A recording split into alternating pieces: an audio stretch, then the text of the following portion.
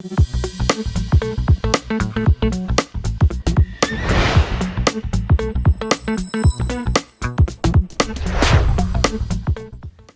everyone, Tony Phelan here with CompetitionX, and today on the workbench we've got an exciting new product from Exotek Racing, their F1 Ultra 1/10 scale Formula 1 car. Now what makes this exciting is the fact that Exotek typically makes aftermarket parts for a bunch of different cars. This is their first all-in-one box car kit. So it's pretty exciting for them, it's pretty exciting for us, and pretty exciting for the Formula 1 world. But before we get into the box, I'm going to read off the few things that you're going to need to complete this kit. On the front it says we're going to need motor speed control radio system, servo, pinion gear, battery charger, body, tools, thread lock, tires, ball diff grease, and patience. And patience, that's pretty funny. So it's in a nice little box. It's got some neat graphics on the front here. I'm ready to get inside this thing and see what this kit comes with. All right, so there she is, the F1 Ultra. You can kind of see some different looking parts on this car based on some other F1 cars from the schematic. It's quite interesting looking. Let's get inside and see what it comes with. So it is a very tight little compact box. It's going to be great for shipping. Batch number. All right. Okay, let's just get to this first. There is the instruction manual. Kind of folded, you'll need to unfold it a bit.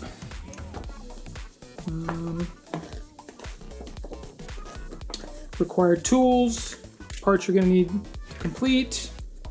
And then it has a little legend on the side here.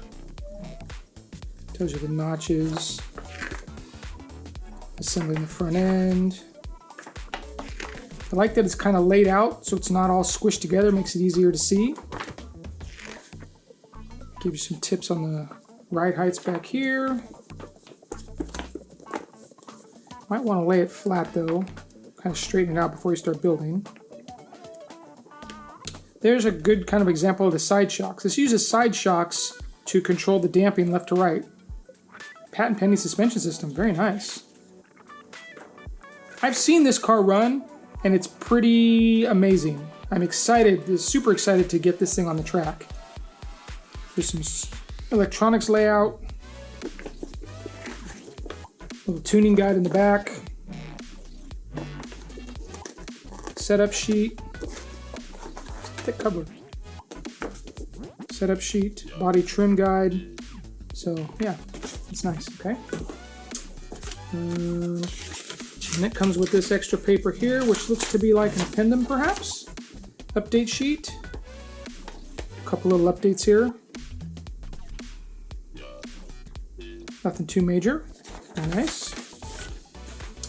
Exotek sticker sheet. Very nice, F1 Ultra. All right. So we're going to open some of these bags, but not all of them. This one has the front wing. Got adjustable or additional little winglets here to put on. And then the rear wing, same thing. It is adjustable, so you can adjust the angle of this rear wing to filter the air differently for more rear grip or less rear grip. Hole there for a brake light. Okay, I don't really know how to start, so we're just going to kind of get into here.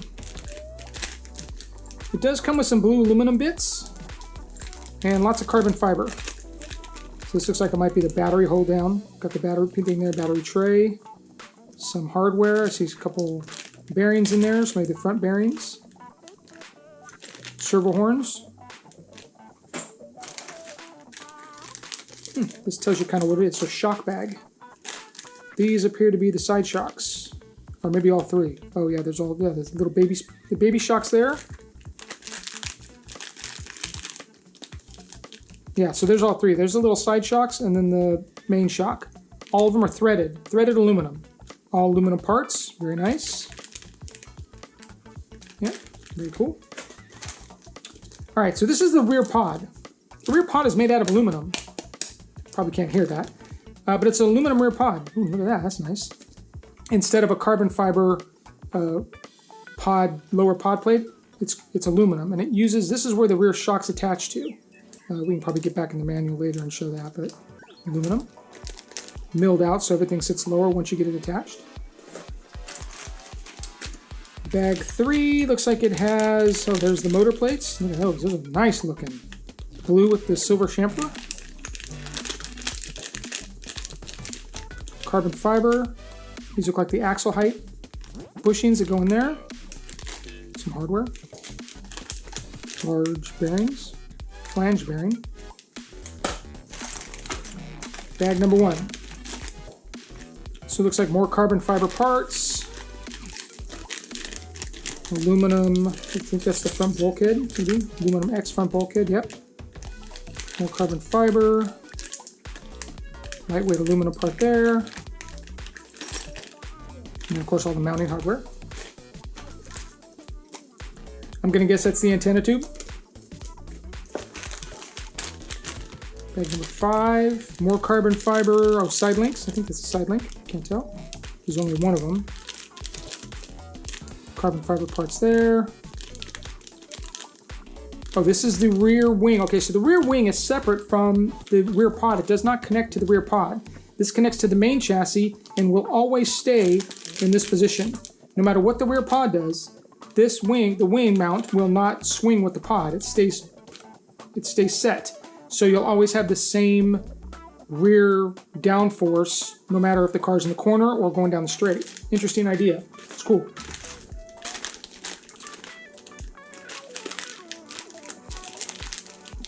Bearing supported steering post, bell crank.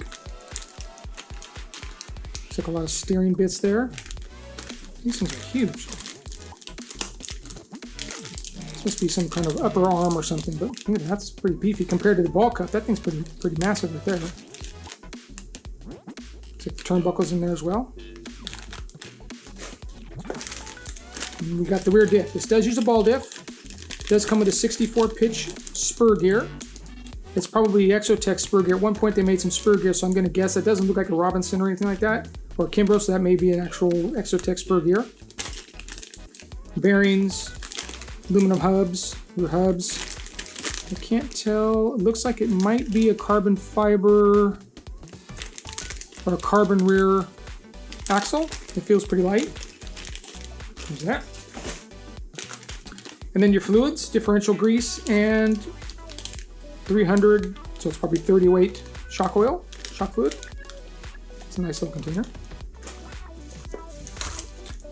And then the chassis, which seems kind of bizarre for a chassis, but remember it uses a whole different style rear end and side mount. So it probably goes this way. And this is aluminum. This is carbon fiber. So it gives you a little bit of both. That probably goes on there like that. So yeah, pretty sweet, pretty trick. All right, everybody, there you have it. The unboxing of the Exotek Racing F1 Ultra Formula 1 car. Now, I'm pretty excited about this car. I've been at the track racing when Mike Ridwell, owner of Exotek, has been there doing a lot of testing, and this car's been phenomenal at every track we've been to. So I'm really looking forward to building this. As far as electronics, most likely Futaba's 7PX radio, R1 works, speed control motors, servo, and battery. It's kind of what I always use in my Formula 1 car. And then tires will be dependent on the track, and then body most likely Tamiya body. I'm not sure yet. I'll still have to piece those out and see what I'm going to use. Anyway, thanks for watching. Please make sure you subscribe to the channel because, of course, we're going to be doing an online build of this vehicle, a video build of this vehicle, so you don't want to miss that. And then click the bell notifier so you can be notified of those videos when they do finally come out. So, everybody, thanks for watching, and I'll see you guys at the track soon.